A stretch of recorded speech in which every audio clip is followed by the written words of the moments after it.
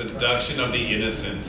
It wasn't his idea for the book title, but his publisher wanted something that would really drive sales, and it sold. I'm more offended by that title than I am by Wonder Woman showing her gams. Yeah. Yeah, he hated the title. He did hate the title. He wanted something boring. I hated the book.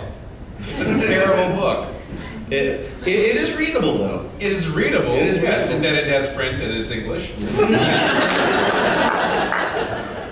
I mean, like, it's one of those things where, like, What is the book? What's the point of the book? the point of the book is comics are ruining children and creating the evil nature in them to do things such as theft, patricide, homicide, Sexualization. sexual deviancies such as homosexuality and stuff like, and then confusing gender roles.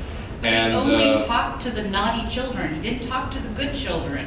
well, also we found out later he faked some of his research. So Yeah. go screw yourself. He combined people's comments together to make one kid's comments. Yeah, we really have to credit Carol Tilly for digging into that in recent years. Yes. And finding things, okay, look, he did both directions. This kid's comments would be spread out, like several different kids said these things.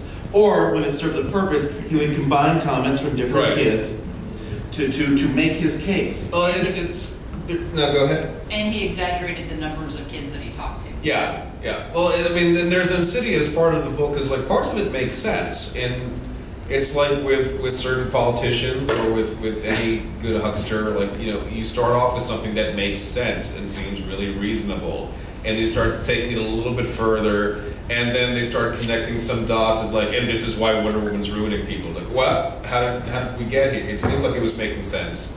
Like, so it's, you know, he had some good points, but then he kept drawing to these conclusions, which he had already decided. He was not someone who was letting the evidence lead him to something. He had made a decision and was looking for what could support it. And if it didn't quite support it, then he faked research. His research, to me, is almost like saying pigeons are birds and therefore all redheads are murderers. Why am I sitting next to you again? Science.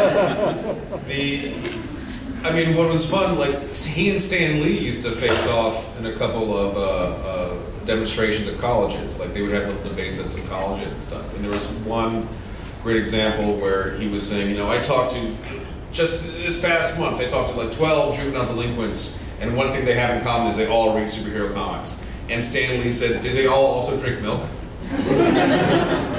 Have you guys read the bread statistics? Anyone? Okay, so look it up at home when you get home. So bread statistics list things like 100% of people who eat bread die. True story. I'm going to live forever. An example of one of the things he talked about, he gave an anecdote, supposedly from one of these clients. He worked with juvenile delinquents very specifically as part of his work. He did a lot of charitable work. He did a lot of things. He was very much concerned with doing good things for people.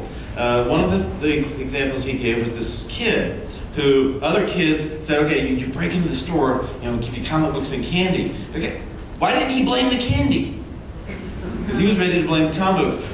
Right. Some of what was going, there was a rise in juvenile delinquency at the time, and people were trying to figure it out. It was post-World War II. A lot of family dynamics had been disrupted during World War II. Over in England, it leads to attachment theory, and then forming this idea about how the disrupted family relationships had played a role in that. Over in America, it leads to burning comic books. Literally, in the streets of New York. It's They behind you. were burning comics. The war, Comic books, bad. But you know, at the same time, they had the Pulp Fiction, which, you know, the westerns and all that, the sci-fi stuff that was coming out.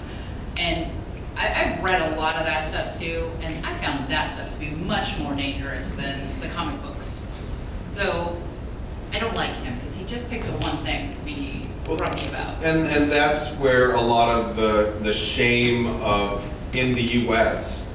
for this medium that the U.S. created started, because in the 1930s and 40s there was not that shame. It was pop culture. You had the radio, you had pulp fiction magazines, you had comics.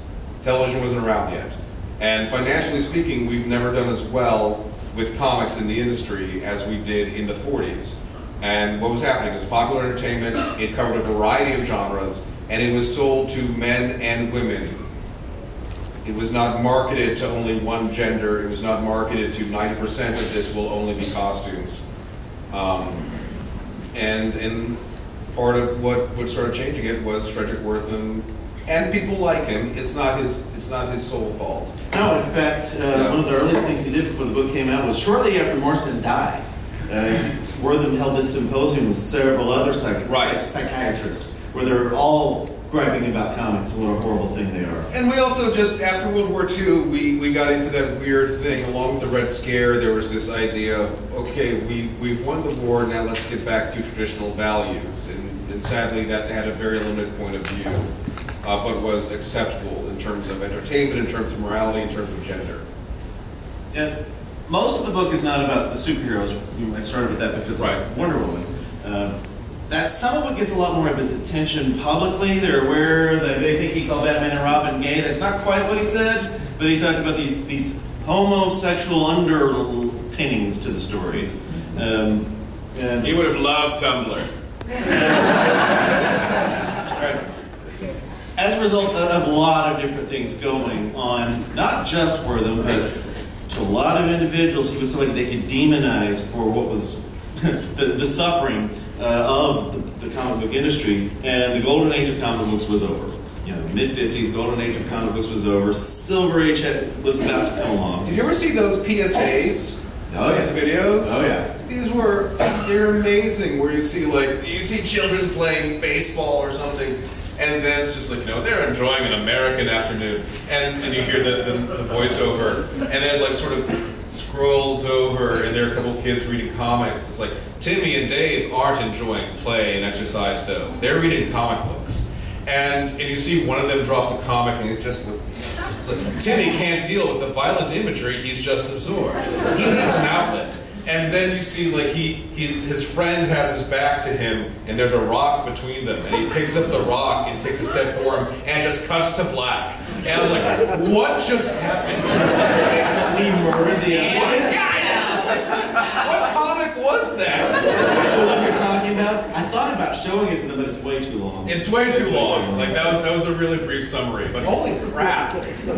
So, not only did the golden age of comic books themselves change, but anything with anybody in fields related to psychology, psychiatry, taking a look at comics just died. In the Silver Age, comic psychology consisted of everything on the screen.